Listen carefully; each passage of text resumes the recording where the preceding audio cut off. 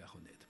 Alors, ne pouvant ni passer par le canal du Midi, ni passer par les Voies-sur-Berge, ben on est revenu à l'idée d'une ceinture routière et autoroutière de Toulouse, et donc à la voie dans la vallée de l'Ers. Seulement, entre-temps, la ville s'était construite, la ville s'était développée, et il fallait traverser souvent, pour faire cet anneau circulaire, un certain nombre de sites que l'on avait laissé s'aménager dans l'indifférence complète des transports collectifs. Alors, quand on regarde ce qui s'est construit, je vais prendre un exemple. D'abord le Mirail. Le centre-ville étant condamné, donc l'idée qu'on va aller vers une ville nouvelle dont la surface, vous le voyez, est à peu près l'équivalent de la vieille ville. Un Mirail qui veut être un grand ensemble qui finit bien, une vraie ville, au point qu'on ne s'est jamais préoccupé de relier le Mirail au vieux centre-ville. Et que la première question qu'ont posée les habitants de Bellefontaine en 1968, lorsqu'ils sont arrivés, c'est comment est-ce que je fais pour aller en ville? On leur a dit, mais attendez, en ville, mais vous y êtes en ville. Donc, on est venu après coup avec cette idée qu'il pouvait y avoir des relations entre une opération qui a très vite dérivé et un centre-ville qui, contrairement à ce qu'on imaginait, a trouvé un regain d'intérêt auprès des populations, auprès des investisseurs, après toutes les administrations qui auraient pu venir dans ce qu'on nommait le centre régional et qui ont essayé de se recaser de ci, de là, dans la ville, à Compense-Caffarelli, sur les bords du canal, le conseil régional à un endroit, le conseil général plutôt à un autre endroit.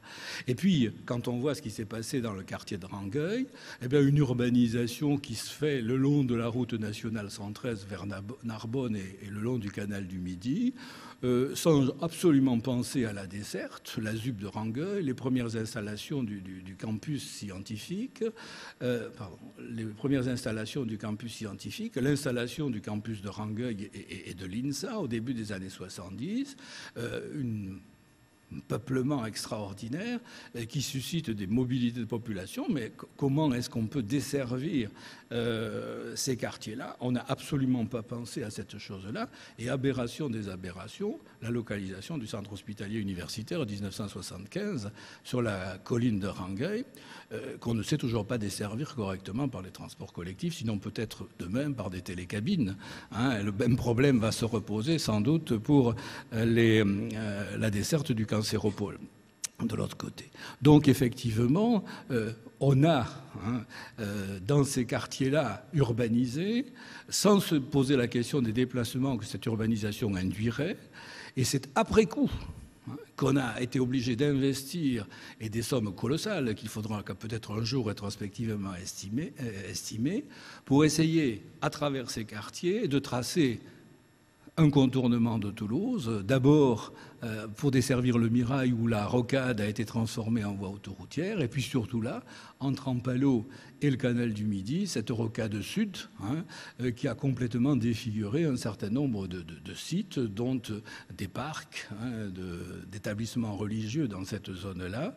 Et je crois mis aussi, alors bien sûr, on a retrouvé le canal et on est passé dessous par un pont qui n'a plus rien à envier au pont canot de Riquet, et puis la tranchée dans ces quartiers-là pour essayer à défaut de traverser Toulouse par la route, de contourner Toulouse avec l'échangeur des Herbettes, qui ici, la photo est de 1983. Donc, ce que je retiens de toute cette histoire-là, c'est bien que on urbanise et on pense transport et déplacement après. Et la réponse, c'est une réponse qui est essentiellement une réponse routière, avec tous les traumatismes que ça peut occasionner. Alors, on en vient bien sûr à l'idée des transports collectifs.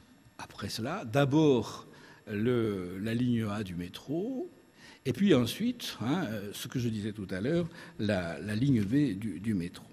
Alors, parallèlement à tout cela, si je regarde cette fois-ci non plus du sud au nord, mais de l'est à l'ouest, on va revenir un petit peu sur ce qu'on voyait hier à propos de Jolimont. Qu'est-ce qui s'est passé et qui correspond au fond au prolongement de la ligne A du métro? On voit cet espace, en allant regarder du centre vers l'est de la ville, s'afficher. On voit cet espace sur le plan du 19e siècle entre le square Wilson, ces allées qui ont porté des noms différents, qui aboutissent à la gare Matabio et à l'école vétérinaire et qui viennent buter contre la colline de Jolimont.